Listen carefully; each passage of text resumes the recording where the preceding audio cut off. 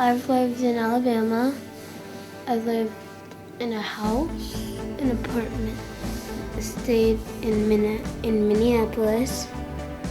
I stayed in a house, an apartment, a shelter, and a house. I stayed in Rochester.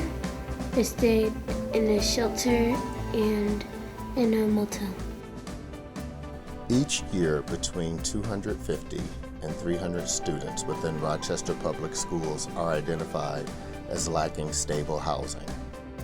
Today, our goal is to educate staff on the Mckinney Vento law regarding families experiencing homelessness and offer suggestions as to how these students can better be supported in the classroom.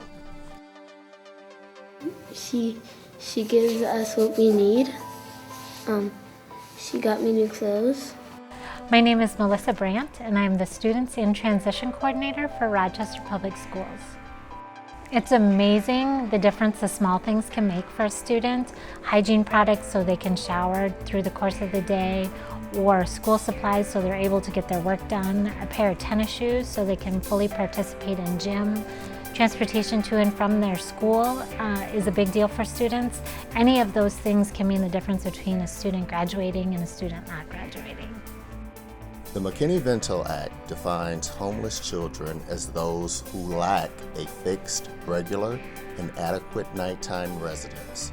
Students who meet this definition might be living in one of the following circumstances: shared housing, or living with others due to loss of housing or economic hardship, living in hotels or motels, shelters, or campgrounds due to lack of alternatives, living in public or private places not designed for humans to live, for example, laundromats, students living in cars, parks, or substandard housing, unaccompanied youth or youth not in the physical custody of a parent or guardian are also covered under the Mckinney Vento Act. You hear all the time that Rochester is wealthy, that we have no problems, and this is a reminder that there are a lot of people who are hidden behind the surface or under the surface, and that we can support them.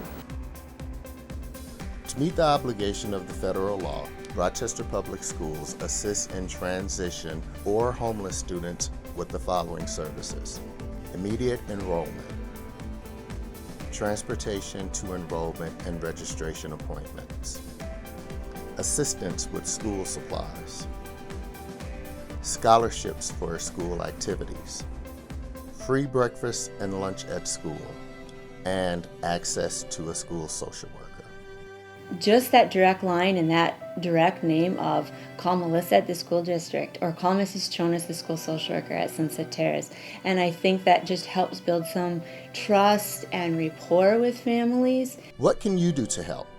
As principals, teachers, and staff members, here are a few helpful tips in assisting homeless and highly mobile students.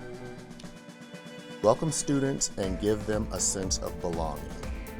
Keep the student's living situation confidential. Provide a place for students to keep their personal belongings safe. Be aware of basic needs like clothing, food, health, and hygiene, and work with the in-transition coordinator or your school social worker to help meet these needs.